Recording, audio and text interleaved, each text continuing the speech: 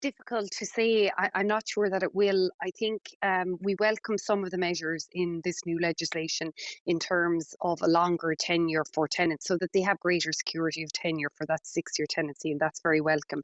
And also the 2% increase annually allows people to plan and they know what their rent is going to be in the next 6 years.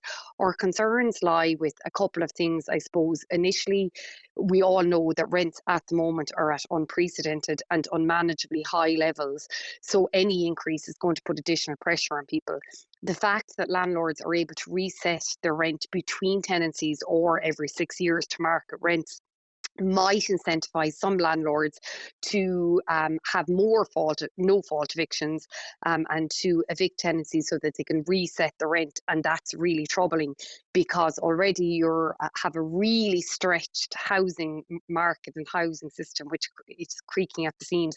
And if we have more people coming into that aren't able to pay their rents, we would be very concerned about that element of it. And on that subject of no fault evictions, is there an issue around enforcement there? Because obviously these new rules state that small landlords can evict tenants, but only under strict conditions, those being if they want to move in a family member or if they're experiencing hardship. But will it be difficult to police that, and will you have people abusing the system if it's not regulated well?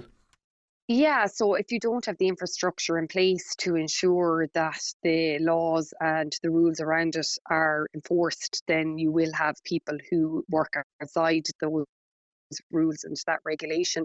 And we already know within rent pressure zones in the country that are existing at the moment up to the 1st of March that there are already kind of strict guidelines on when you can evict. You need to be doing considerable renovation, a family member wants to move in, or you're selling the property, are the kind of the general rules. But we know that sometimes that people are evicted under these guidelines, but then that the property is seen up for rent a month or so later at much higher rates. So that won't change unless we have the infrastructure to ensure that it is enforced stringently, and really needs to be enforced stringently to protect renters who are very vulnerable.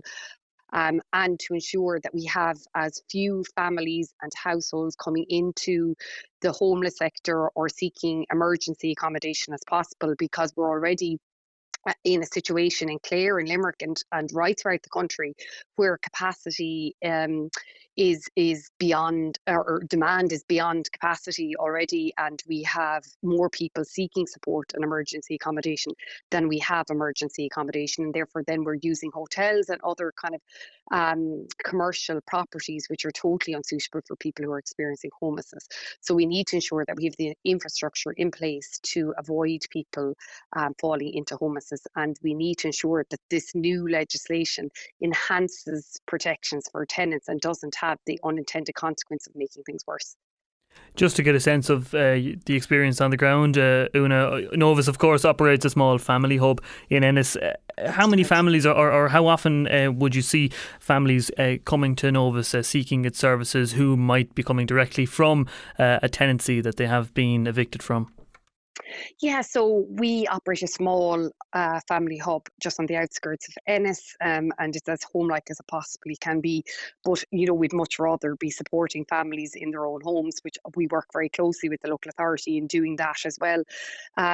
So we work with about 5 families in the hub at any one time, and moving families on at a quick pace is really the difficulty, and what we all want to be doing, both the statutory and voluntary services. We know from evidence on the ground, and we know from academic evidence across Ireland and further afield that you try to limit homelessness among children to 6 months or under. So that's what we really all want to strive to do.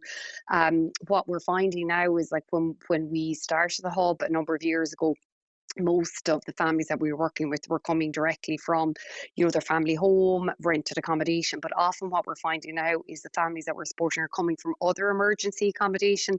So their period of homelessness is more protracted as it's more difficult to secure accommodation in the private rented market.